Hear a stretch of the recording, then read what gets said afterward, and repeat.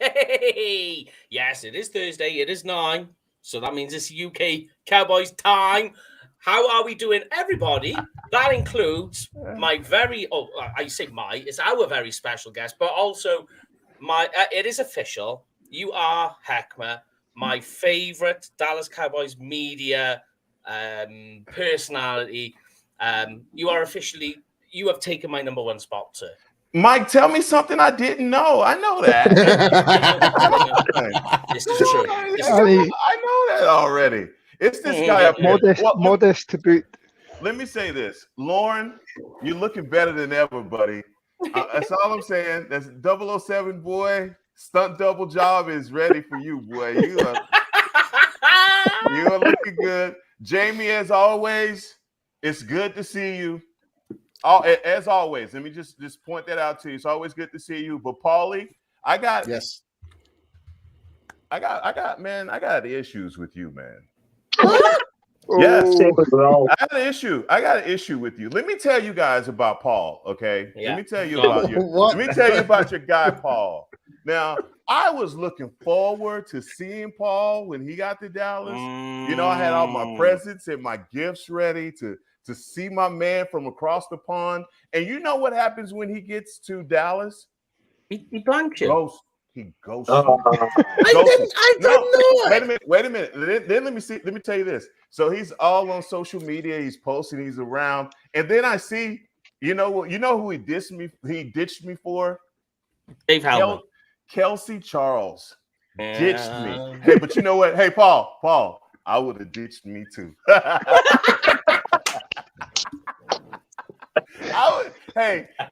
would have ditched me too to hang out with Kelsey. So I'm not even mad at you, man. I'm just messing with you. What's up, Paul? And you see the honestly, Hetman, you give me the pure fear and everything there. I'm just messing with you, dog. I'd put it this way. See the opposite, your Heckma. He does that to you, and I'm already organizing to come to a Mean Green game when you're commentating, just to be in the stand and waving. Hey, man, you gotta come, man. Me and Kyle Yeomans. If you haven't heard, me and Kyle on the mic. We're going this way. You know what I mean? The truth is in the booth. The truth is in the booth. The career is going this way in broadcasting. So, no, it's nothing but fun, man. God has been blessing me. Guys, let me tell y'all, I am so happy to be on with y'all. And I tell you, anytime y'all need me, I know I had some scheduling conflicts one time, anytime y'all need me, you know I'm going to show love. So this is my pleasure. Let's get it on. What you want to know, what we got going on the docket on the Cowboys. We got all our Cowboy stuff on. So come on, let's do it. Yeah, Mike, that's right. You know what we need to do though, Mike, because when we get there, we need to make some big signs and just look at the booth all night and hold them up with a sign saying, "Heckma, we love you." We'll have to get Heckma to send a photo of his head, and we can just You're not gonna. Hey, wait a minute, Mike, you're not going to even be able to get in the building if it's my head. There's no way you can get that. Listen, hear me. You got to open both doors. And you've got the Ed Tootle Jones gene in you. No. This thing This is Gibraltar. I'm telling you, this thing is just to follow what Jamie was saying there. It's like, rather than create a sign, why don't we put the sign on our chest? Like spell out your name, like all paint and stuff like that. Oh, man. Hey, mate, my body is that wide, I could fit 2 letters on this. Well, I've still got the paint. I've still got the paint from the Claymores days. So yeah. All God, good. how much out of date is that? No, I know. it's all right. Me and Jamie today, earlier on this morning, we were talking about British ice hockey. Just a random conversation we had there. Really? Yeah. Yeah. Ice hockey. Paul is ice hockey. Yeah, Yeah, I should do. yeah, just to let Hector know, Saturday night I was at the British Ice Hockey. Oh yeah, you went to a game, didn't you? Yeah, I went to then after it, I got so intoxicated I missed going to one of the biggest soccer rivalries the following day because I was that drunk still and I passed out. So I know. Missed a golden And opportunity. of course, he'd picked up all these followers from mentioning it on his on his other Yeah. podcast. Guys, To follow him on massive. his And I didn't even Instagram go and to the Twitter, game. and you didn't Like, I even won't- go. Yeah. Oh. Do you know what the trouble is now? Is because of the sort of inception that you've built now, people are going to call you a liar. Mr. Ghost. But yes, here we go. Got some news that has come in. Yes, we do. Yes. We do. So the schedule is going to be released. I don't know if you've seen the news, Hackma, 12th of May. But, and to follow in with another question we've got to ask you, Hackma, is May the 4th. So May the 4th be with you. Yes. Is when we find out which teams are coming to the UK this year to play. And the Cowboys are teetering on the edge. So question I have for you is, do you have a passport? Yeah. Yes, sir. Yes, sir. Ready to go. So here's a question for you. Do you think, what's your chances? Our year is 50-50.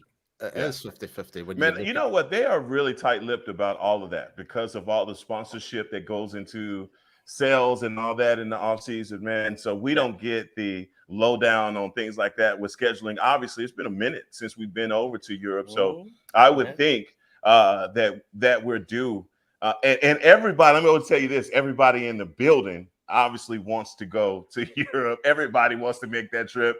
So, you know, it's just one of those things. I think with the 17th game, it really makes it easier now more than it did with the 16th game.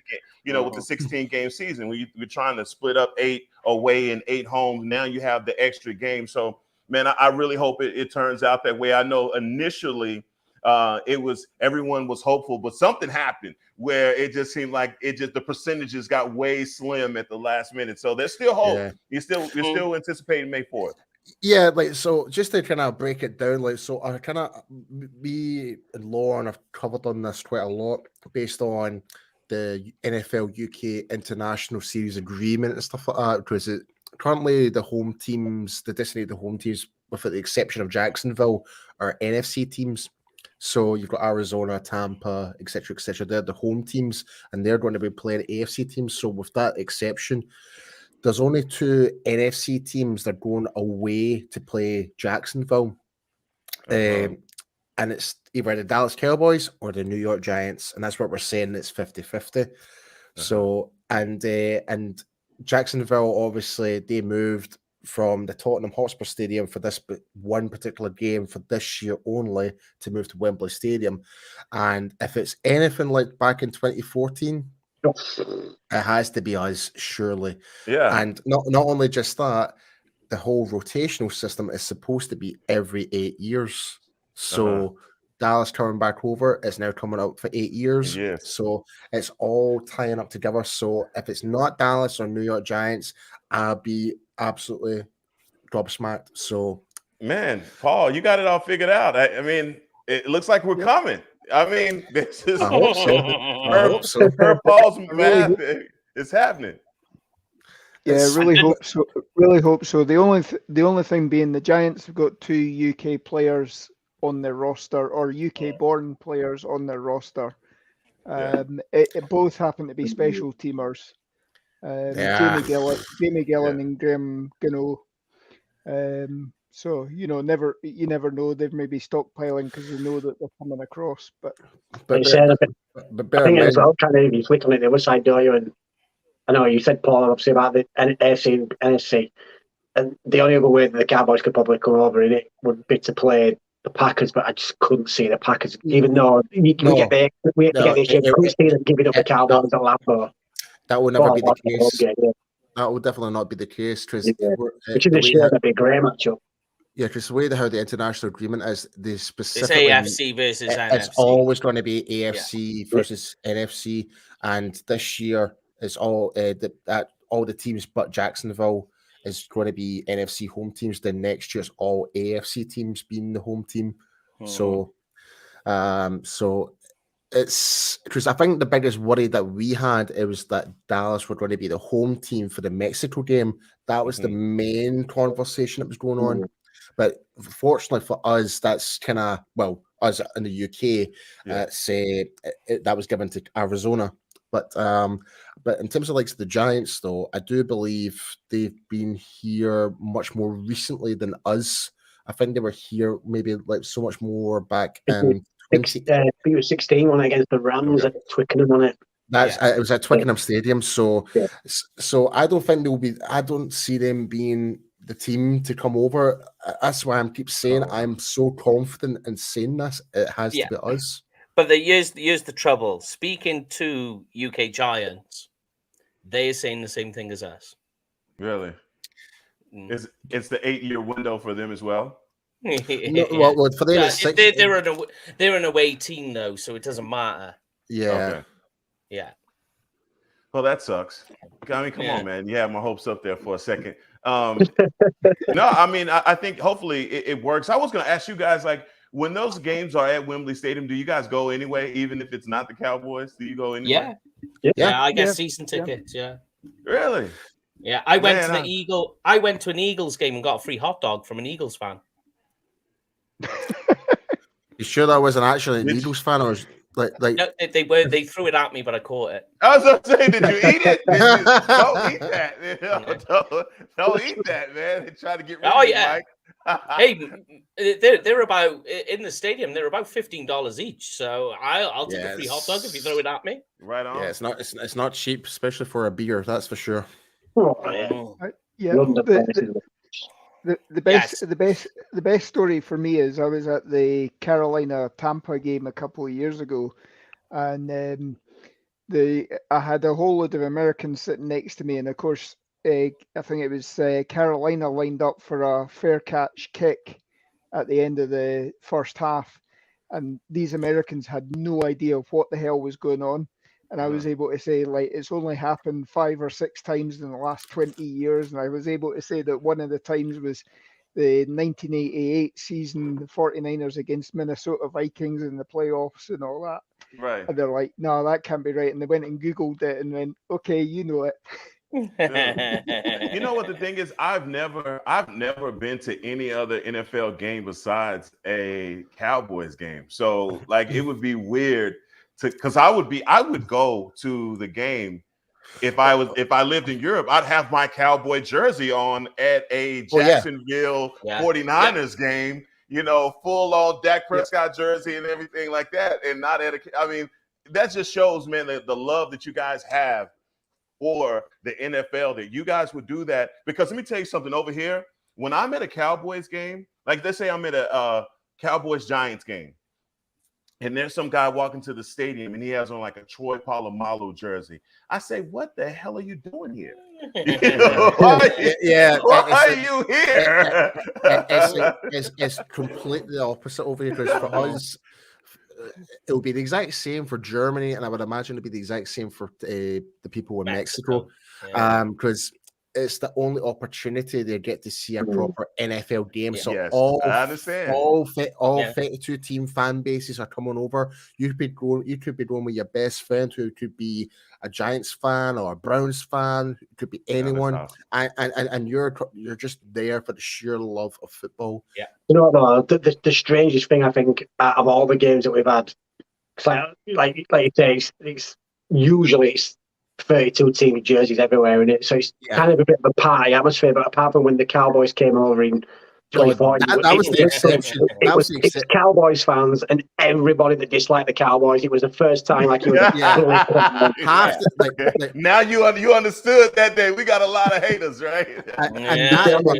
And this is exactly why I keep going back to the point. They're moving the stadium to Jacksonville to accommodate all the Cowboys Nation. There we go. Right on. I agree. But we got some questions that have been rolling in. One that has been a common question that's rolled in so far. I don't know if you've seen it, Hackman. They're asking the viewers at home.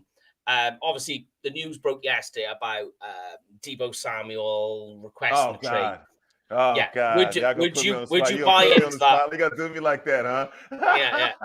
I know he's requesting some big bucks. Like we're talking like 30 million is what some people are reporting. I don't know if it's quite that much, but a lot of people are saying, and there are reports that Cowboys had given some interest. What that means, I don't know, but they did have some trade interest. But what's your take on it? What would you do? When I heard the news yesterday, like everybody else, I was like, what? My first thing was, what the heck is going on in San Francisco? How can this thing go from, to me, I think Shanahan's offense and the way that he was able to feature Deebo, it just kind of like opened my eyes up to like, oh, wow, I want one of those. Who do I have? As a matter of fact, what I started to say after the season was over, who do I have on my team that can mimic exactly what Deebo Samuel does? And that's why I started thinking, I was like, whoa, Tony Pollard can do exactly that. They're the same body type too. Same size, right? This guy's 6 foot, 200, and I think Deebo's like 218.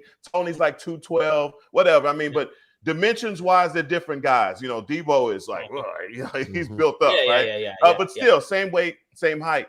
And that's what I started thinking about, because you got to understand the dynamics of being able to have a weapon that you can feature like that. When a guy's at wide receiver, what the secondary usually does is they can move their coverages over to try and eliminate him through zone, through trying to double team him. When he's in the backfield, then that takes that coverage away. You can move him out, and then you're trying to shift the linebacker onto a guy like Deebo Samuel, and that's a nightmare. All right, you don't want to do that unless you have Michael Parsons. But anyway, we just saw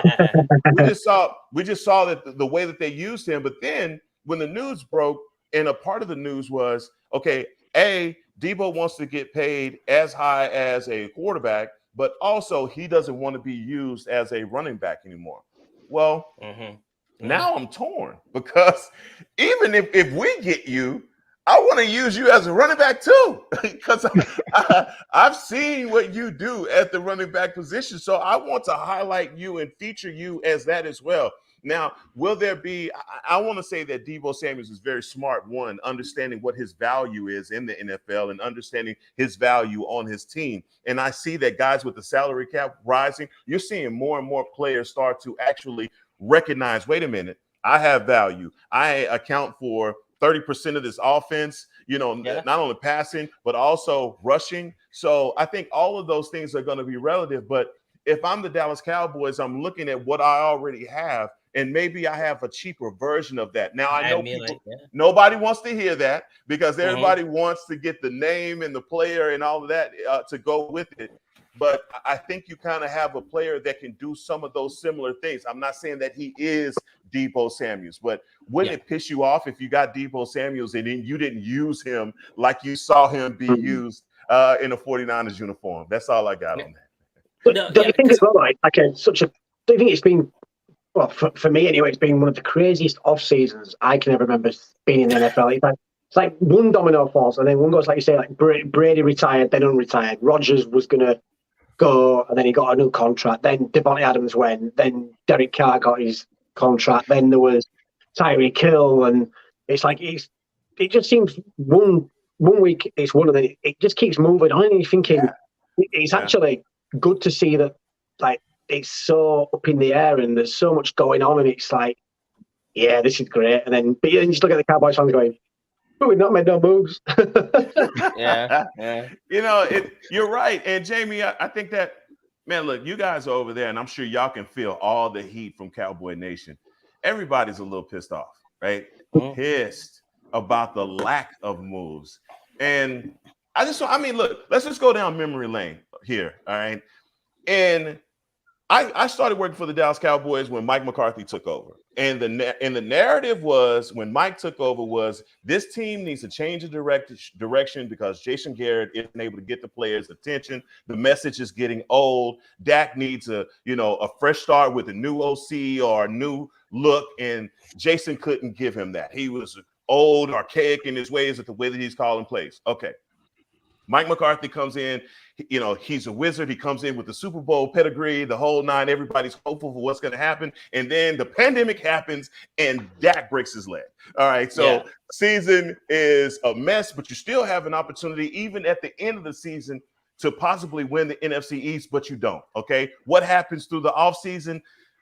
God blesses us with the best linebacker to ever be born of a woman. All right. And that's Michael Parsons. Here he lands in our lap, and we have this phenom in the NFL, and all of the things that you were thinking before. Hey, if we could just have a middle of the road defense, all of those things, our offense is going to carry us to the next level. Mike McCarthy has the right idea. We lose in the first round, and all of a sudden, throw everybody away. It's a new narrative being written. So after the first, you go back. I'm going back to the COVID year when we brought in Dontari Poe, Everson Griffith, Alden Smith, all of those guys. No. Come on, Paul. Come back. Stay with me, Paul. All right. We brought in all of those guys. We paid all that money. And Cowboy fans are like, okay, we can regenerate, renew these guys, and they're going to get our defense going. What did that prove? It got us nothing. We went right back to the draft. We got some guys that were good enough. Osa Odighizuwa, you've got to feel good about him. Neville Gallimore, you've got to feel good about. Chauncey Golston, you got to feel good about those guys. Dorrance Armstrong, these are names that are not going to get you excited because they're just not the name that you want to hear. But you got to go back and look at the season that those guys have and come to the realization that, hey, you may have something in the guys that you've already drafted. So, Jamie, back to what you're saying. The narrative now is you're telling me that Stephen Jones has big buy anxiety? Stephen Jones has big purchase anxiety. Okay. I just don't see that being the reality from a guy that built the team up well enough to be able to win the NFC East and be in the position in the playoffs. Like, you had everything to play for. And let's not act as though like the 49ers just blew us out of the park, okay? It came down to the last play. It shouldn't have been as close as we didn't want it to be as close as it was, and we lost by that slim margin, but still, you had an opportunity to win that game. I'm just saying, hear me out, Cowboy Nation, and I know nobody wants to hear that because you want all the names. You want to build an all-star team. You may have what you need already. You may already have it in your cupboard. Hey, listen, I'm not crazy. I recognize that we need some more wide receivers. We need some guys at offensive line as well. We need some backup guys, some guys that can push some other guys. But all this talk about a left tackle and all of that, man, I'm sorry, man. I'm just not ready to throw Tyron Smith away. I'm not there. I'm not there. Yeah, I'm with you. I said this. I'm like, because for me, if you turn around and you look at all top 32 left tackles in the NFL and their backups, you're like, no, Tyrone is a starting left tackle. Once you go through the list, you're like, yeah, he's a starting left tackle. There's no argument there. But one of the questions that has come through, we'll move it on from this then, is a question about Kellen Moore. Do you think he is the man? He's the offensive coordinator we need to be, or do you think they should move on? Man, look, you guys sometimes you've had those times in your life, man, where you're doing so good and people are patting you on the back and you start believing in your own press. You start believing that you're a lot better than what you are. And I think Kellen Moore at a certain point in the season was not just coaching for this season, he was auditioning. Right? I think he started listening to the press and people saying Kellen Moore is the next boy genius. He's the next guy for those jobs that are about. And so he started trying to put his resume on display. I don't know that to be sure, right? This is just conjecture on my part, but I saw the play calling go from a balanced play call from the first 7 games to something that really just didn't look the same. Now, a lot of that could also be you had some defensive failings. You had there were points in some games where you were not getting turnovers. The other team was running the ball down your throat, and you had to throw the ball 50 times, right? But at the same time, I just think that balance kind of went away, and that balance went away because Zeke was hurt and because you pretty much your offensive line was falling apart, and you had a whole bunch of moving pieces on the offensive line. I think that Kellen Moore this year, he's got to come in with a tight game plan. He has to play this thing close to his chest this year because I think a lot of people in the NFL are looking at him and saying, look, man, are we heaping too much praise on you and this team when, down the stretch it failed? But let's just can we also say this about Kellen Moore? He had the number 1 offense in the NFL, guys. Exactly. Okay. I mean, number 1 scoring offense. They have the number 1 offense in the NFL, and I don't know too many teams. If Bill Belichick had the number 1 offense in the NFL, or just take another coach, I don't know. If Kansas City had the number 1 offense in the NFL, and they lost in the fashion that they did, you wouldn't be talking about Eric Bieniemy this way. You wouldn't be saying that Eric Bieniemy is on the hot seat and I mean, I understand that the expectation that the bar has been set and this is what you want, but Kellen Moore to a larger degree has had a ton of success. He's just got to get them past this playoff hump. That's what Cowboy Nation is like. The regular season is cool, but refine your plays in the playoffs. Yeah, and I think as well, I agree with you that some of it sometimes was a little off-kilter, but as you say, there were reasons behind that. But it was just like sometimes, like the play sequence calling would just all of a sudden, like as if they've gone, I don't know, maybe Dak will help us out. Yeah, do you know what I mean? Like you got that feeling a lot during the game, and you just like basically, and you can attest this, that every call needs to have a purpose, that there needs to be something that you're setting up. And it seemed to be they were setting it up, and then it would all just like crumble and they just go away from it. And you're like, no. No, Mike, you make a great point. I just feel like the NFL in general is like, if you run the ball on first down and it doesn't work, you don't run the ball on first down anymore. It's like, it didn't work on first down, so let's not run it anymore. But you throw it first down, second down, third down. You may not have success, but it doesn't stop you from throwing the ball. So I just think that sometimes, those things, those conventional wisdoms of football have kind of been relaxed now, and everybody wants that high energy, high octane, and they're under pressure to present that every time. 40 burger offense, and that's not the reality, man. Sometimes you gotta, win by a point.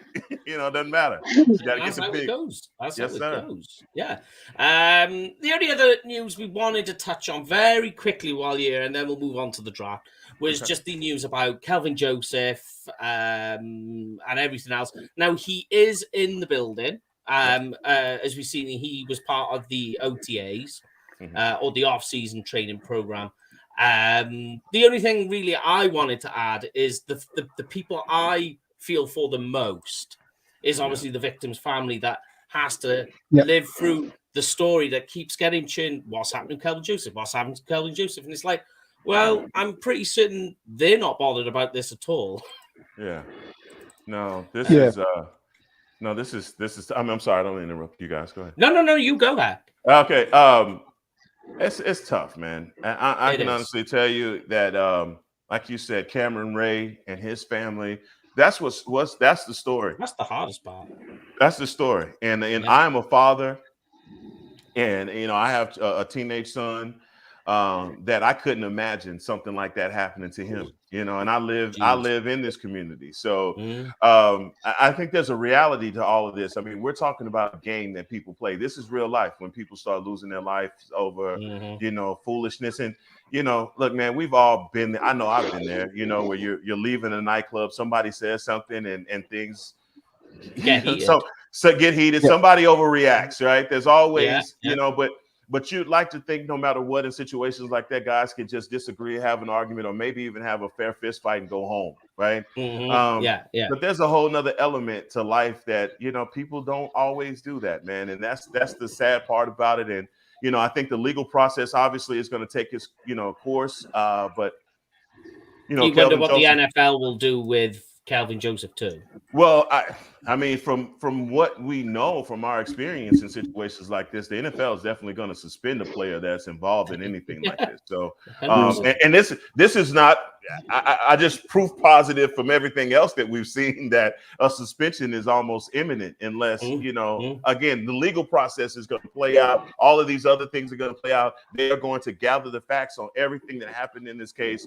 But him being suspended, to be honest with you, Mike, is the least of my worries, even when I think about this situation, because someone lost their child. There's a mother that's out there grieving. And to be honest with you, there are a whole bunch of mothers that are about to lose their sons in a way, when you think about, when the legal ramification finally comes to fruition. Yep. Yeah, it's a never-ending circle. And in terms of Kelvin Joseph, the only thing I will add on it, and I'll let the other guys interject, is which is why I like to hang around with you a lot, Heckma, why I like to talk to you a lot. They always say, and Kelvin needs to take a note of this, you are the average of the 5 people you spend the most time with. Absolutely. Yep. And that's all I would like. To me, it's not him. It just seems to be the people he's hanging around with are just not the right people. Yeah, I don't. Kelvin Joseph is 21 years old, and so he's a kid. He's a kid, and I'm telling you, when I think back to when I was 21 years old, some of the people that I hung out with were not savory individuals. So you got to understand, man. I'm a real person, man. I'm not one of these people that's in the media that has the mind that I can just rag on a guy and give you a hot take. These people they're humans, and I'm reminded that I have done some dreadful things in my life, that I'd rather no one know about, but at the same time, I recognize that there are guys that are living their lives in the spotlight, man. And I don't have any judgment for him on that. I just think that he needs to mature. You would like for him to understand that he has more to lose than the average 21-year-old. And, if depending on how this whole thing plays out for him, if he is exonerated of whatever comes down the line, hopefully he had, no issues, nothing to do with it, that he does a complete 180 in his life and understands that. Yeah, 100% agree on that. I mean, obviously it's bad enough that he was involved with this. You then got the fact that he kept quiet about it for 30 days or so, and unfortunately the only reason why he ended up being named is because he was wearing his necklace that has isn't something that can be attributed to anybody else, and that's the only reason why he had to come forward. So he needs to learn from this situation, deal with whatever consequences are going on and make the most of whatever is left of either his playing career or his life in general. I mean, completely agree. With you there, brother? Just thinking about it's bad anytime if it's a sports star or not. But like you say, is in the limelight. He plays for arguably the most well-known team in America. Like I say, trying to kind of hide, not hide it as such. It's like trying to say keep it on the down low is not going to happen. Someone's like Lon said, wearing something that's or it could be attributed to him, but as well, he's in the limelight. Is a recognized sports star in the States, and it's like it's going to come out at some point in it. So it's like just do the honourable thing and, like I say, come forward and say, I was there. Like I say, because the longer this drags out, sadly, it makes it worse for the family, doesn't it? Because, like I say, it's been this long, it's dragging out, and it just keeps bringing up bad memories for them as well. Absolutely. Definitely. So what we'll do is we'll just park that right there before this becomes too solemn, and we have to keep bringing all of this up. We'll move on to something a lot happier. We are exactly 7 days away. 7 days till the NFL draft. Cheers to that, mate. Yeah, baby. Cheers to that. Look All at right. this, and Heckler's got himself a beer as well. He's got himself a beverage. Yes, I do. Drink responsibly. And Yes, please. so what I thought we would do, since we've got the main man on himself, the Triple H, as we call him, I thought we'd do, and we touched on it a little briefly yesterday on the show, is nightmare and dream draft scenarios. Oh yes. So basically, what I thought is we'll start with round one, then we'll go to day 2, and then basically just like a guy on day 3 you would absolutely love, and then we'll flip it and go the other way. So for all of you guys, now for me, I'm quite happy in my rankings. Really, in the first round, go very, very simply inside offensive line, very, very closely behind that's wide receiver, then pass rusher. I really like Boye Mafe. So if that landed to them, I'd be happy with that too. But for you, Hackner, and I'll get the other guys, what would be your dream draft scenario for round 1? All right, let's get wild, guys. Let's get wild. Because let's get wild. I mean, you just brought us solemn there for a minute, so I'm like, come on, let's get crazy. Let's bring this thing back up a little bit. Now, you heard Jerry say on the press conference when he announced blockchain that he was possibly interested in trading up. Come on, Paulie, you're gonna stay with me on this one because I was just more annoyed with the whole media build-up. I was expecting something other than a whole sponsorship with blockchain. You weren't expecting that. You wanted something big. I know. We were thinking it was a conference to announce that Jimmy was going to go into the Ring of Honor, or Tony Romo was going to go into the Ring of Honor. I'm sorry, guys. I'm on the inside of it. I knew what it was going to be about, right? So I didn't have to share the same excitement. But I understand. I feel you. I understand where you're going with that. But you know what? When he said trading up, he would possibly be interested in trading up. He perked my interest because this draft, to me, guys, I don't know if you have the same feeling. I know you guys have done a lot of drafts. This is one of those weird drafts where they're just not a bunch of dogs. Where I mean, look, guys that you could say they've been a guy that's been doing it year in and year out. There are a bunch of guys that's in this draft that you just started talking about in February. Seriously. And from a skill position standpoint, from an offensive lineman standpoint, and I tend to shy away from those guys that kind of get the hype at the last minute, because I think there's agents and they're trying to market a guy that you may be able to get in the second round. And I think that we're still dealing with the effects of the pandemic as well. So I'm all about trading up to get one player if we can get in. And that's Jordan Davis from Georgia. I'm telling you. Look, he is the kind of athlete that you can get in the middle of your defensive line that's going to help, that's going to control the line of scrimmage. You know that with him, he is going to be able to nullify 2 people up front each and every down. They're going to have to relegate 2 individuals to him.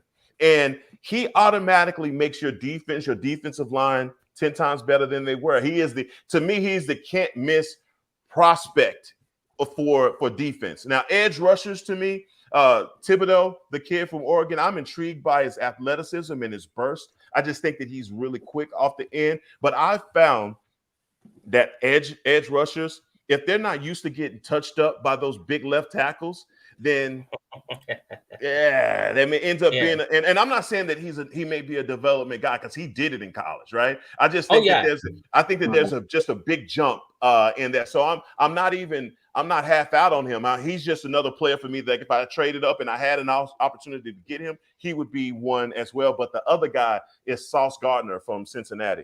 I don't know if y'all got an opportunity to see this kid, Sauce Gardner. I know he has a catchy nickname, but man, he is a dude. I mean, like, he is a dude, and he is the kind of guy you bring him in on the corner opposite Trayvon Diggs. Boy, that would be killer. That'd be tasty. That'd be tasty like that. Yeah. Oh yeah, spicy. We'd like to see spicy. That would be spicy. Yes, I do like Thibodeau. I do. I worry about some of the comments he made a few weeks ago, just around the combine. Okay. And you do get a lot of comments that I've heard from scouts that if you draft Thibodeau, make sure you have 2 chairs for him. Yeah. Because you need one for him and one for his ego, because that Right. carries around with him very, very much. But I do like him. I do agree. And Sauce Gardner's my cornerback 1. So love him. In fact, he is 5th on my board. So there you go. He's a top 5. So, but all right, let's go around the horn. We'll start with you then, Lorne. Oh, look, I just did a rhyme. What would be your round 1 dream draft scenario? Again, I think the main thing for me is that we address the interior offensive line. Mm-hmm. That would be my thing first of all, and I think there's potential with your wide receivers in the second round. I think that can be addressed there. That unless it's one of the big guys like who's like Garrett Wilson or Burks or whatever have dropped into our laps. Yeah. I was listening to about them boys this week with Jeff was on that, and he obviously he's got Sky Moore as his number 2 receiver. He's already thinking that because other publications are saying he's the 6th or 7th, that you can get Sky Moore in the second round. Jeff would be jumping for joy for that. Yeah, he would. Yeah, it's that sort of thing. Oh, I'm open to us moving up if it's the right player as well. And Jordan Davis is somebody I would love to have. Yes. I'm seeing that there's still a lot of things. I'm seeing things about Wyatt, and he's now dropping down people's boards. There's concerns that are not red flags, but there's amber flags about him. Again, it's all the sort of whatever's going on behind the scenes, due diligence for the teams, that sort of thing. Yeah. But I am open as long as we're not giving up draft capital in next year's draft. Major draft capital. Lauren, I'm sorry, I want to interrupt you, but I agree with what you're saying, and I think I'm on the same page with the offensive line. I know that we need help up front, but I just feel as though like Zion Johnson, I think his first round grade is a little premature. I think he's a guy that any other year you could have gotten the second round. I think that even Green from Texas A&M, I think he's a second round guy. They're gonna get him in the first because there are a lot of teams that need offensive linemen. But I think you're pressing in a situation like that, and there may be a situation where you can get that same offensive lineman in the second round, or a guy of that caliber to push, the guy that you have as your starter right now, left guard. Yeah, I would agree with you on that. What I would counter with that is that obviously as Brian Broaddus and all that are saying, there's only say 18 picks with first round draft grades. After that, anybody else at the latter end of the first round, you're probably picking up a second round draft pick. What I would say is any time that the Cowboys have drafted an offensive lineman in the second round, it hasn't worked out so well. Where Connor Williams is off playing $7 million in Miami next year. And we don't know, was the problem Connor Williams or was the problem Tyler Biadasz? And that's something we won't know until this year with whoever we plug and play. But again, the offensive line is the one area at the moment that we haven't addressed in free agency. Yes, we've got Connor McGovern. We've even got somebody that was a sort of darling from the Hard Knock series in Isaac Alarcon, who love Isaac. They were expecting big things from, and that's why they've kept him on again, and they've brought him back again this year. Is he going to suddenly? It's going to click for him, and he suddenly becomes this monster. Don't know. And as you said earlier, I mean, some of these teams that go to the Super Bowl, they don't have superstars on the roster.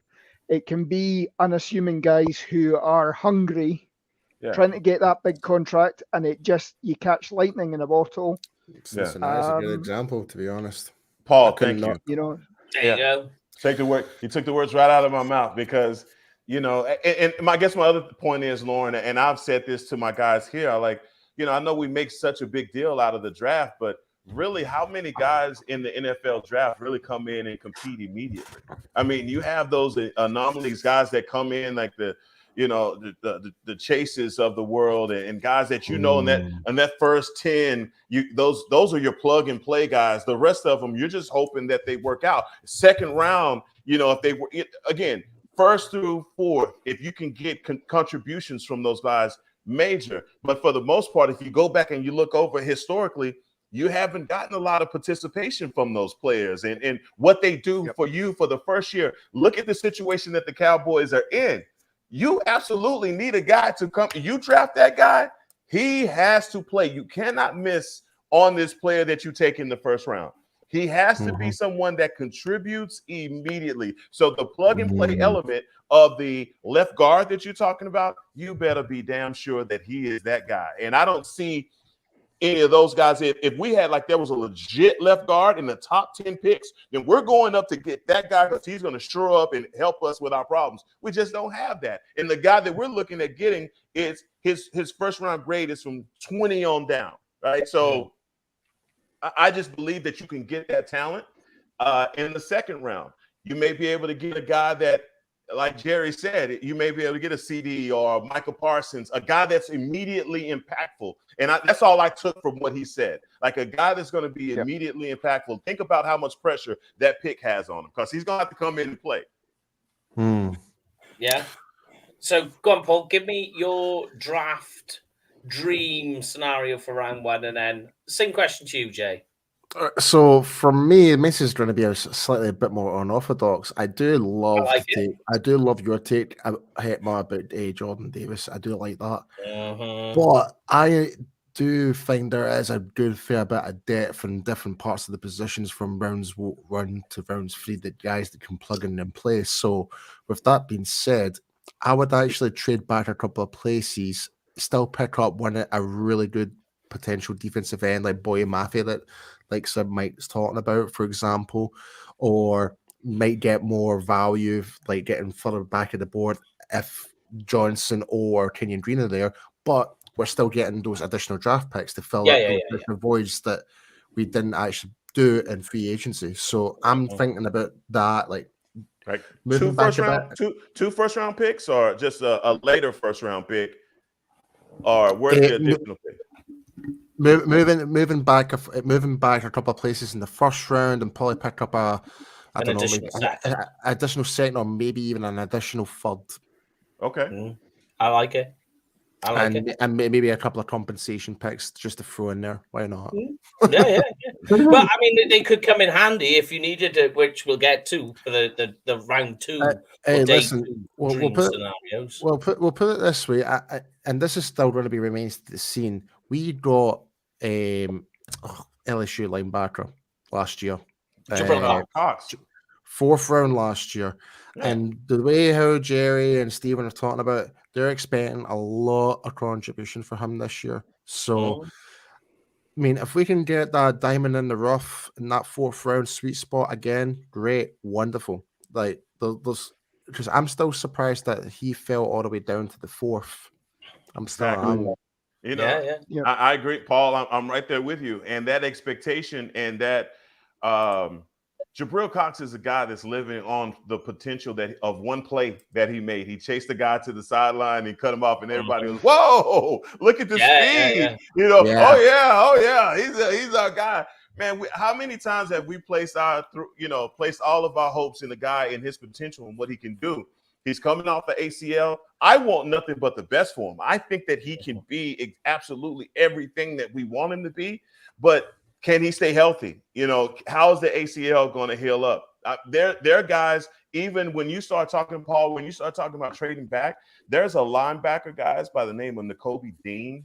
Oh, from yeah. Georgia. Well, that's funny you mentioned that. Will he actually be there? No, I don't know. I'm just saying if we know how wonky the draft can get and guys fall, Exactly. if things happen, just like you just alluded to, you have an opportunity to go and get a player that I'm one of those guys like those small school. I don't knock the small school guys, right? I think those guys they deserve an opportunity. They do the size, schematics, all of those things are there. But Nakobe Dean, to me as a linebacker, bro, he has been handling his business in the SEC, and who better to go be the linebacker and a guy that you've seen do it in the SEC, stop the run, be smart in the pass than Nakobe Dean. Sorry, I need to ask this question because you do mention smaller schools there, and I do need to ask this. This is my the guys know they know what I'm about to ask. Like, so this is my diamond in the rough draft pick overall is Cole Strange from Chattanooga. I would love to see in Dallas. That's one guy I would love to see. Why? I just think it's football IQ. Yeah. First and foremost, he just always seems to be in the right position at the right time. Doesn't not give up in terms of going back in the line of scrimmage. The only thing is though is probably just it's more so on the pass protection. He can in the last third. That's when he might give up. But in terms of zone blocking, his tape's fantastic for that. So, but I'll leave it on to Jamie. Let him get his wee take on it. Sorry, I just wanted to get that wee quick question in there. Well, I tell you what, Jay, you kick me off because it's run on a bit. Kick me off with what would be your draft nightmare for the first round, and I'll ask Hackman the same question then after Jamie's answer. Before I nick it, then only because my draft dream, Heckman just mentioned him. And we've had plenty of conversations. Nakobe Dean, man, him and Micah Parsons, lights out. I would feel sorry for any offensive line that would have to face them two. You have beat the table on him a lot, I will say that. But draft, and I don't mean this in a negative way. It could be a scenario. It doesn't have to be a player. We've had conversations on the morning on the way to work about it. I just think just with the needs on this team on offensive line. And how deep it is, and also put on the defensive line. Wide receiver for me, just for the fact that it's nice to have that fifth-year option, but you're essentially going to bring him in at the minute, and he's going to be wide receiver free when you've got a healthy Gallup, and that's not to take away anything of these guys. There's the kid from Arkansas in there, and there's Garrett and. These guys are great and be a great addition to the team. I'm thinking a bit more where this team lacks a little bit, like you said. So offensive line and probably defensive line, edge rush. I just see them more of a need than wide receiver. Jimmy, can I just add on top of your point about wide receiver? That would be my worst nightmare as well. But the reason for that, because and I'm really interested to hear your take on this, Hetma, is we just gave away Cooper. I'm still not over that, right? Because and one of the talking points was he wasn't getting enough touches, enough targets thrown to him essentially, and so we traded him away. What means to say we were to draft a wide receiver at number one, being that similar type of style player that Amari Cooper is to fit in the Kelly Moore offense? What does is he running at the same opportunity? Why don't we get that type of more for example, Khalil Shakir from Boise State, maybe in the later rounds, that would kind of fit more into that mixture mold of what Kellen does. It likes to target different people and different scenarios type idea. So that's why I don't think wide receiver at 24 would not be a good idea at all. I don't either. And the problem that I have with the argument is if we took a wide receiver in the first round, and this guy would have to be, man, lights out. And I don't see any of those. I don't see them in this draft. I see guys like the Wilson kid from Ohio State. Olave from Ohio State. Both of them are dynamic wide receivers, But the best wide receiver on the team is Jackson Smith and Jigba. Yeah, I know. Yeah. So, yeah. We said you that. know, so when I do the evaluation of these guys, I'm like, wait a minute, who is that guy? You Yeah, know, oh, he that's didn't the come guy I this year. thought. Yeah. You know, so that's where I am with that. And I think for some reason in the NFL, there's this attitude that you can plug and play guys at the wide receiver positions, and it's true because of the RPO, the open sets that they play in. Guys are not dealing with a whole lot of pressure from the defensive end, so you just have this. Any guy can come in and play the slot receiver. The verbiage and all of those things are the same. So the Shakur guy that you're talking about from Boise State, I think he's a perfect player because you can plug and play him. Exactly. Yeah. He's already familiar with all the terminology, so it only makes sense to go into those later rounds. But if you check out this kid Burke from Arkansas, he is big. He can run. He is a route running technician, and he is the kind of player that I don't know if he comes in and he's your wide receiver 3. He may come in and be pushing for 2 and really kind of like bumping and making that having that competition because he is that kind of guy. Now, I believe he's going to need a few years to get more of that NFL strength and body, but he's a guy that can come in and he can do that as well. And so, look, it's going to be interesting what players you take right there. But I think Paul brings up a great point about the wide receiver from Boise State because he's a guy that you can get in the later rounds. And I think that Jeffrey, he's high on Sky Moore because he knows that Sky Moore is a guy that can come into Kellen's system and play immediately and still be the player that he was in college based off of the way that this team is going to use him. Yeah, totally agree. So let's go into round 2 and 3. I'll do the dream scenarios for myself, and then I'll let you hit you with it, Heckma, and then the rest of the gang. For me, I'm with you on the wide receiver. I don't mind if they did take one in the first round, depending on how the draft was to fall to them. But ideally, I'm looking at wide receiver in the second round. More for me, a guy like Christian Watson. So you're talking about small school guys. There's a guy I love. In the pre-draft process, this guy has nailed it. Obviously, still raw, playing in the FCS. That's going to happen because you play, you think of the type of cornerbacks he was playing against. But love it. Arnold Epikete, there's another guy I quite like in the second round. Third round, I'm looking at more guys like Leo Chanel, Isaiah Likely, possibly. There's another guy I quite like, Lecter Smith. But they're the sort of guys I'm looking at that if it was one of those type of guys, certainly the third round, I think, if you're going to go for Jelani Woods or Isaiah Likely, that needs to be the place. If you're not going to do it, I would leave tight end altogether. But that would be my dream scenario. What about for yourself, Heckman? What would be your dream scenario round 2 and 3? Mike, I'm telling you, there are the tight end from Virginia. I'm more on the tight end position in the third round. That's where I am, and I think that's where you pick up a quality guy. I'm telling y'all, Kittle from San Francisco is my favorite tight end in the whole world. I've never seen anything like George Kittle before in my life. I've never seen the kind of weapon that he is. Think about this, guys. When Shanahan draws up a running play, he has 85 out there that he can block the edge 15 yards down the field. Did you see what Kittle did to Von Miller? And I mean, he is a devastating blocker. And that is something that the Dallas Cowboys don't. That's an element to our physicality that we don't have. So the nastiness. We gotta have that. And it's one thing to have, and I think that Schultz is dynamic as a wide receiver, as a pass catcher. I think that he has built himself up to be and deserves everything that he gets. But I'm sorry, man, he is in the running game, he is a liability because he can't in protection. He can't. Blocking is not his forte, is basically what I'm trying to say. I'm not saying that he can't work on it. He can. But there are some guys like the Jelani kid, but also Charlie Kohler from Iowa State. Y'all got to check this kid out, man. He's a big body, 6'7", 240, 250.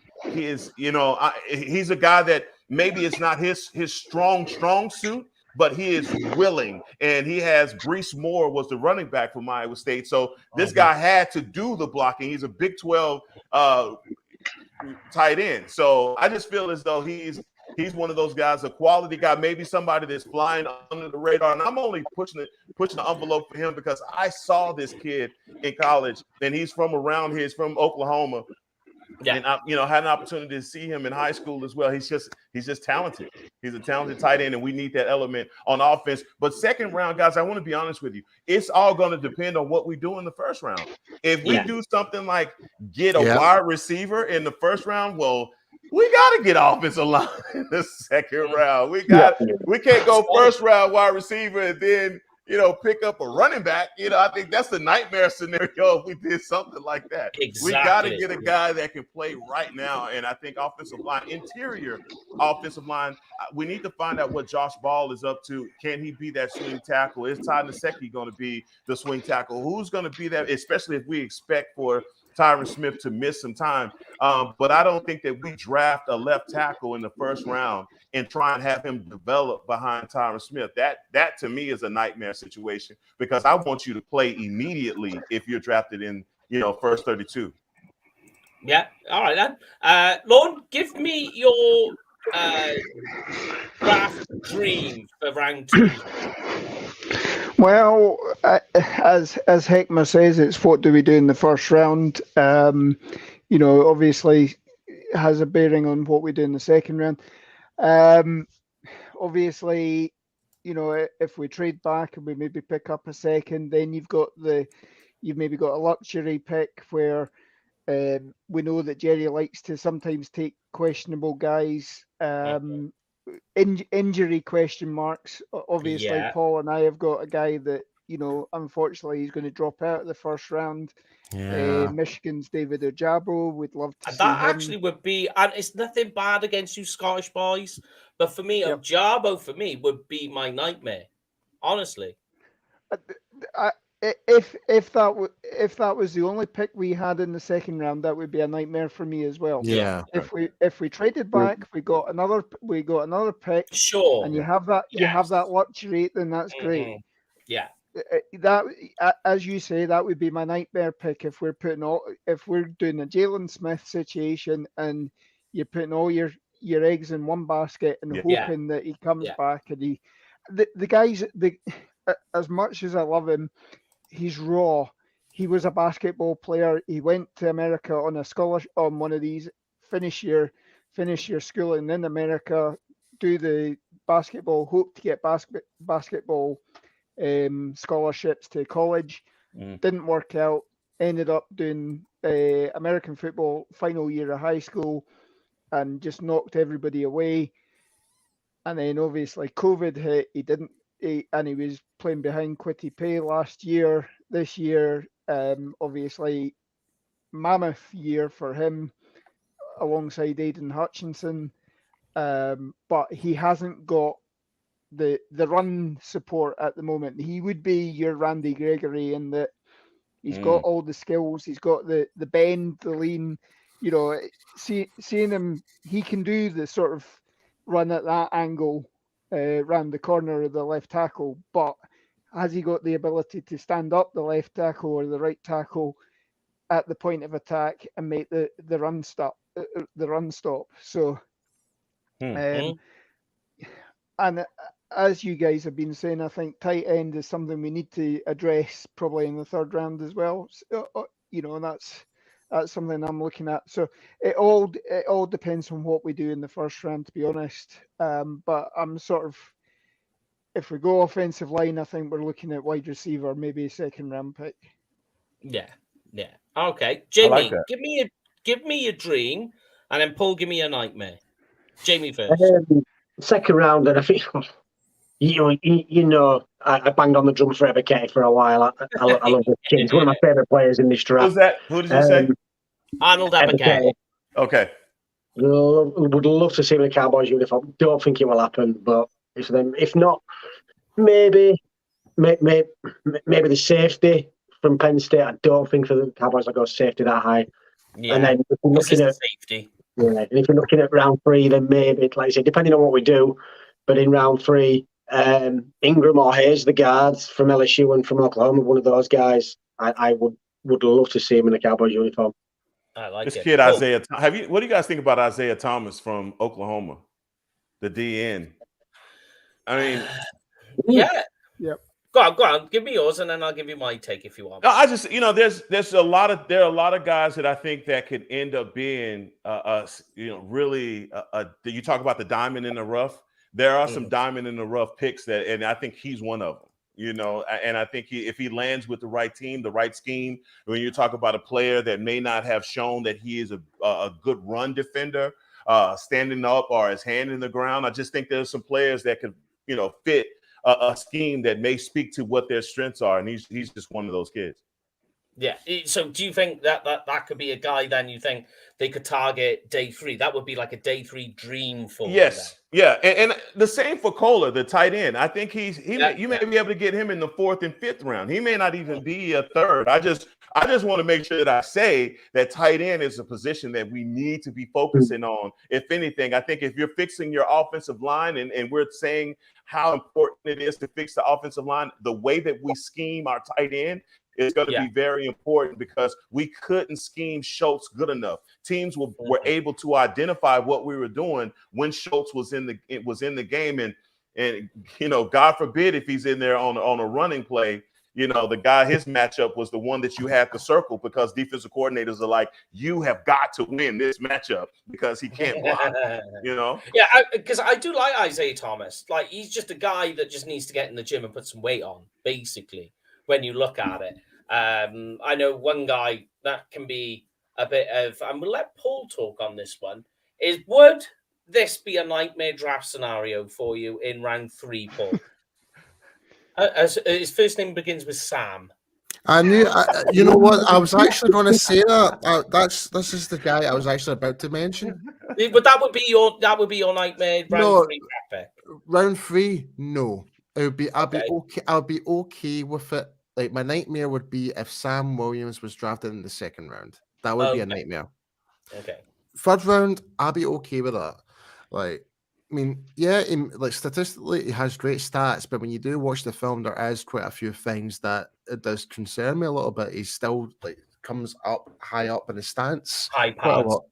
Yeah. So stuff like that can definitely be worked around. But I just and the off-field stuff as well. You tie that. Yeah. Like, if God forbid, if we were to get him in the 2nd round, I'd be quite annoyed, especially if there's other defensive ends available. I mean, I'm just trying, or even a linebackers like Brian Asamoah, Kingsley Anabia from South Carolina, like those type of guys. Like, if those guys are there and we decide to kind of overstretch them, we could have got this guy in the 3rd. That's what I would be kind of more annoyed about. Mm-hmm. No, okay, I'm with you. And going into day 3, then, in terms of draft dream scenarios for myself, I'm thinking running back. I'm thinking a kicker with one of our in the 3rd round.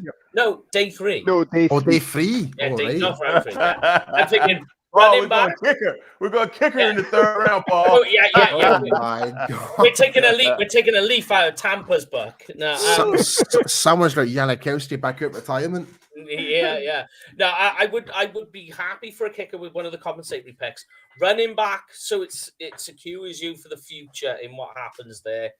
And really, after that, if they're filling the roster out on defensive line, pass rushers, wide receivers in day 3, you can't go and miss it. And as Hagma said, there's some tight ends especially in the 4th round, because the sweet spot for tight end for me is the 3rd and the 4th round. So if you hit one of those guys, I'm perfectly fine with that. But let's ask the guys, what would be I know you briefly touched on your day 3 dream scenarios. I just feel like at that point you're going. For me, it's always best player available when you get into those scenarios. I mean, you want to get the talent that's in there, but you want to go trust your guys, the scouts and the evaluators that have the grades on those guys, and you can actually, look, you can get a Dak Prescott in the 4th round. You can find those diamonds in the rough. We've been known to do that, and so I wonder. you talk about running back. I think Hardy, the kid that we had that made the team last season. I think a lot of people forget about him and him having an opportunity to mature as a pro athlete, his impact on that offense as well. So he may be a guy that you have to keep in your memory bank when you're thinking about draft night, because you may have a guy already on your team. As I spoke about, one of the problems that I have with the NFL right now, and I think I'm so that's why I'm applauding guys like Deebo Samuel for finding their value and saying, look, man, I know what my value is, but you find now that the NFL is starting to say, well, the running back position isn't as valuable as it used to be. And I don't agree with that. I don't agree with those sentiments, because I believe that you still have to control the line of scrimmage. And there is a running back in this draft, Breece Hall, who I just mentioned from Iowa State. He is the best running back in the draft, and they have a second-round grade on Breece Hall. I'm telling this guy, he is a day one running back. But he's not the best.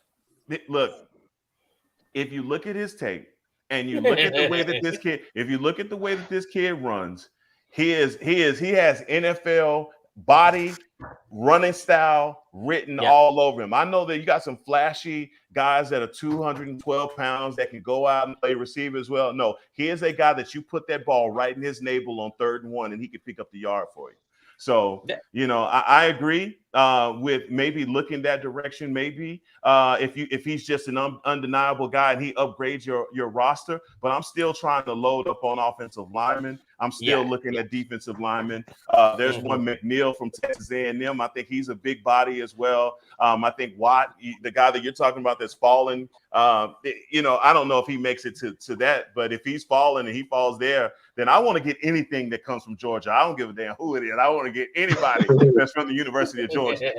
Even the offensive guard, they have a guard from Georgia that I think is really good as well. So, anything that I can get from Georgia, defensive, offensive line, linebacker, I'm good with, fellas.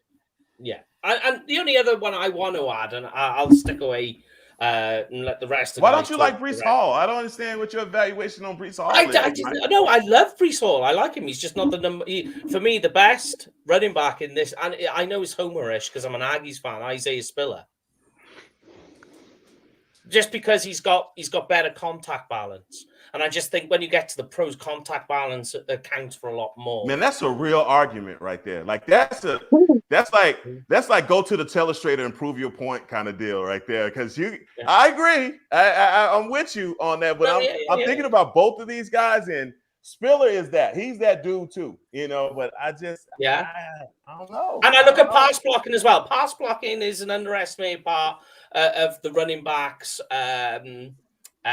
Like their tool bag that you come into.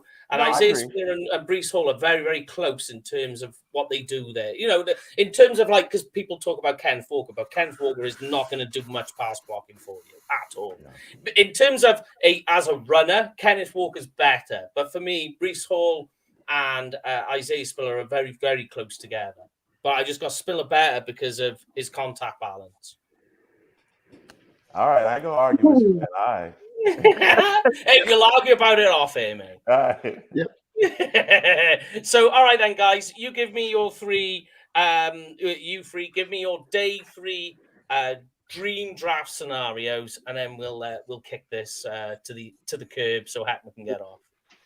I'll just throw 4 names out there really quickly. We don't need to discuss them. Wazariki, the defensive end. I like him. Yeah. Jelani Woods, the tight end. Sanborn, the linebacker from Wisconsin, and I can't remember his name off the top of it now. Now I said it. The linebacker from Utah. So obviously you're not talking Devin Lloyd because you probably get him in the 5th, 6th round, even to push him, I get him at 7th. Just more for depth. I can't remember his name off the top of my head now. Look like a right. Did you say Wisconsin? No, that was Sanborn. No, but the one in the 6th, 7th round, the guy from Utah. Can't remember his name now.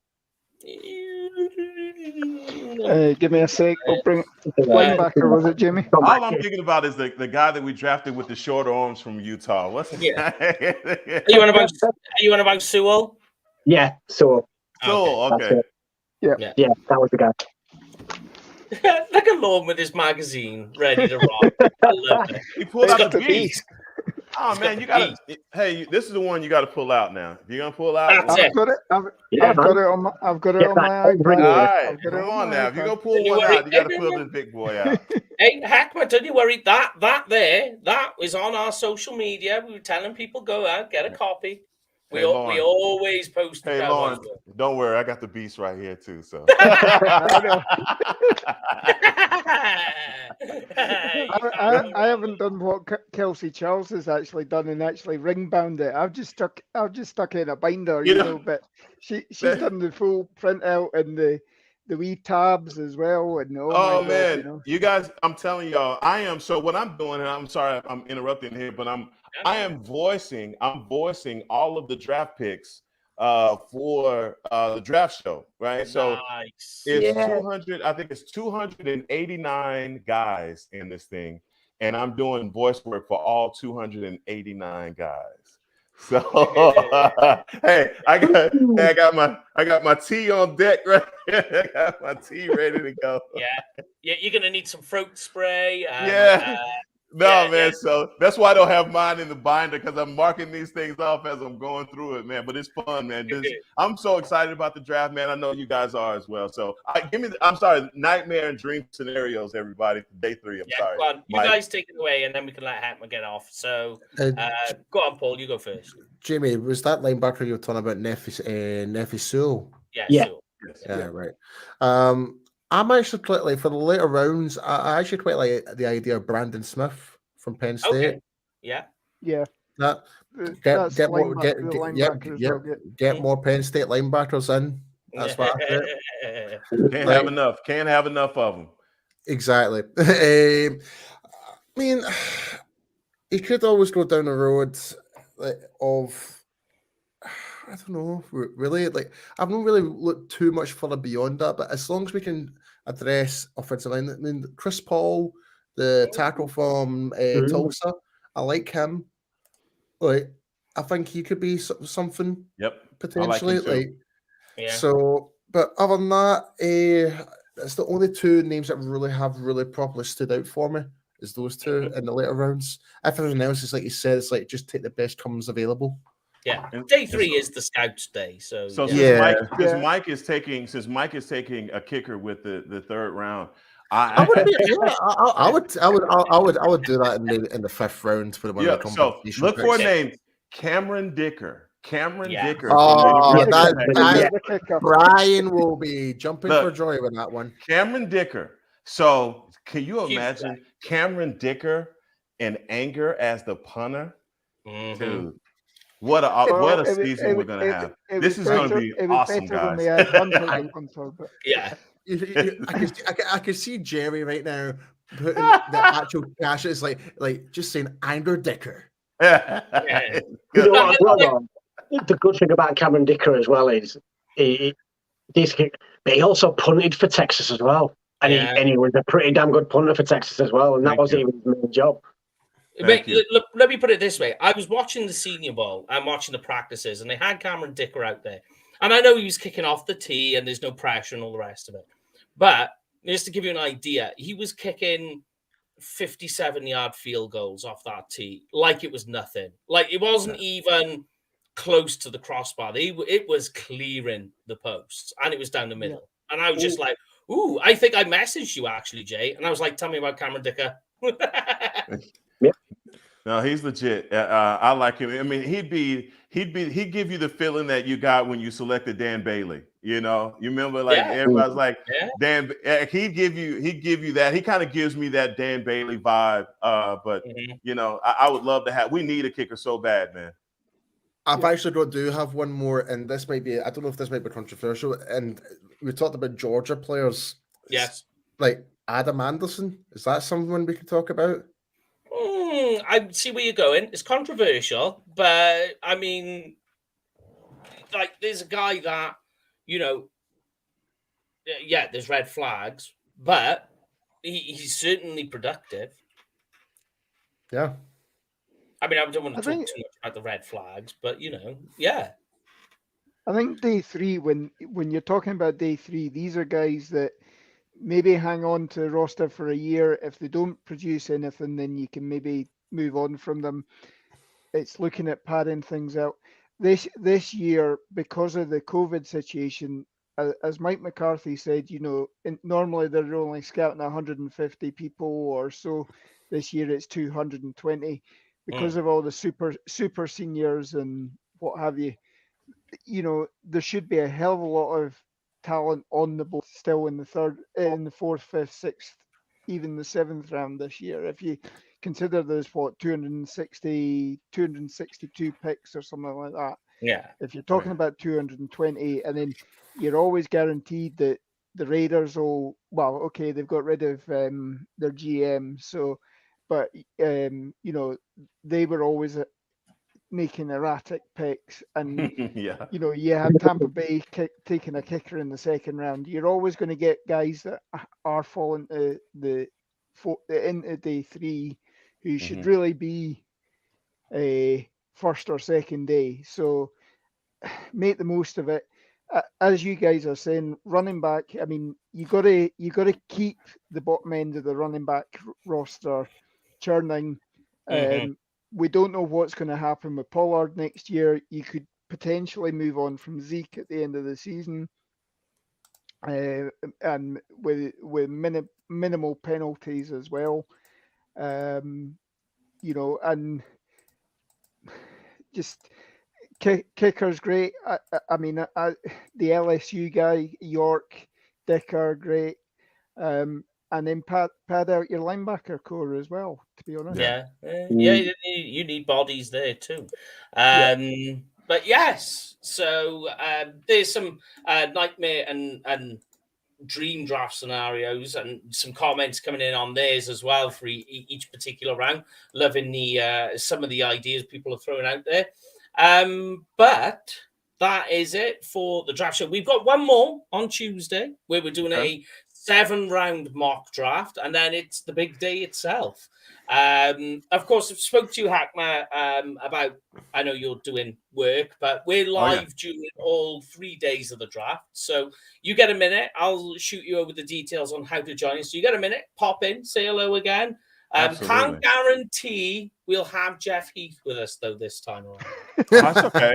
No, it's okay. I mean, no matter what, though, look, you guys aren't doing the marathon. Y'all not doing the 24-hour. Come on, guys. Y'all set precedents for this, and now you're not going to do it. The 24-hour thing was really kind of dope. Like, that was really... Like, that put y'all on a whole another level, man. Y'all look like hell. Y'all look like hell, though. Y'all look like hell. Like, y'all I will say this. Me and Lauren lost more hair because of that 24-hour show. What was funny, though, is that 24-hour one is like, we were all starting to get a bit flaky, and all of a sudden Hackma comes in, and it just went, all of a sudden, it's like somebody turned on the turbo booster, and we were like, we're back up again. We're back up again.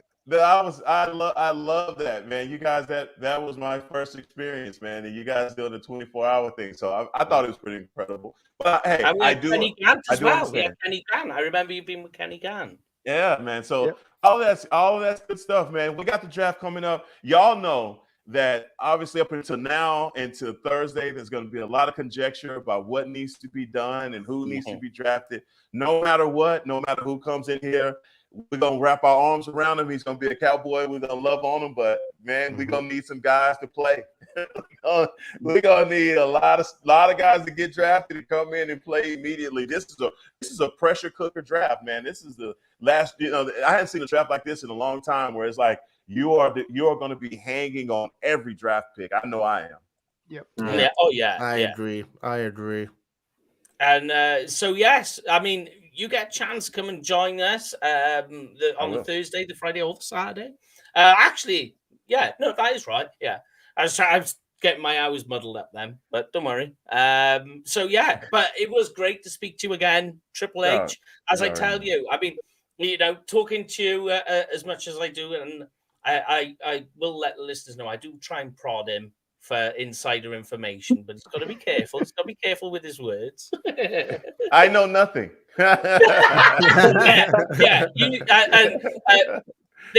So far, you were the only person in America that has answered their phone to me whilst driving to work, and I was like, "Wow, this is something different."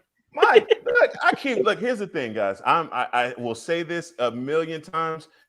I am not one of these media guys, man. I am look. You call me, I pick up my phone. I don't look, man. I'm not big. I'm not gonna big time anybody, man. I'm a guy that gets up at 4:00 in the morning and walks with his wife, man. So you know when I'm up, you know what I'm doing, and I love the Cowboys just like y'all. I keep telling you, I'm a sucker for a Cowboy conversation. So.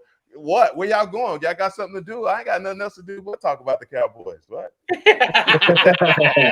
No, we love it, mate. But thank you very much for joining us again. Hopefully, we get to speak to you next week. Yes. So there is that. We will be back, as I say, on Tuesday. So from myself and these guys, we're going to hit the draft advert for our show next week, and we'll see you all again. Love you guys. Take care. Peace out. Thanks again, Nick, man. Yeah. Oh, and before we do that, I should do this, shouldn't I? Who wants to do the read? Go on, I will. Go on, then. Okay, so the NFL schedule, we've laid out the dates for both the London games and obviously the NFL schedule being released. So that'll be getting in your mind to pick the games that you're going to go and see, and if you are going across to see them, use cowboysexperience.com. The ultimate meet and greets, tailgates, game day packages, they'll work with you. Use the code UK Cowboys, and what do you get? Free stuff. Chocolate pudding. Yeah, and of course, there's everybody else that we put up every week that we tell you to go and follow, because we will only tell you to follow the best. But guys, I'll let you finish the show off, and then I'll hit the video. So all on you guys. Catch you guys later. See you on Tuesday. Yep, and then just think this time next week we'll all be sleeping, getting up, and hitting it right through the night till 4 or 5 o'clock in the morning. Thanks for joining, everybody. Doing it again on Friday. Saturday. Yeah. Thanks for joining, everybody. Have a safe rest of the week. Have a great weekend. Get the sleep in, because it's going to be a marathon draft show. All right, let's hit it.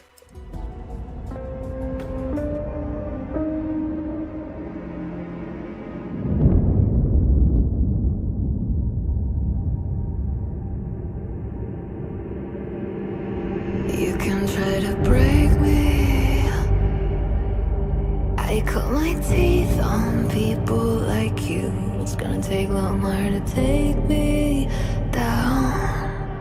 I'm a step ahead, watch me wear my crown. Don't need a knight to guard the cave. Can count the dragons that I've slayed. You can give it all you got, 'cause love is running through my veins. Oh, this lion can't be tamed. There's fire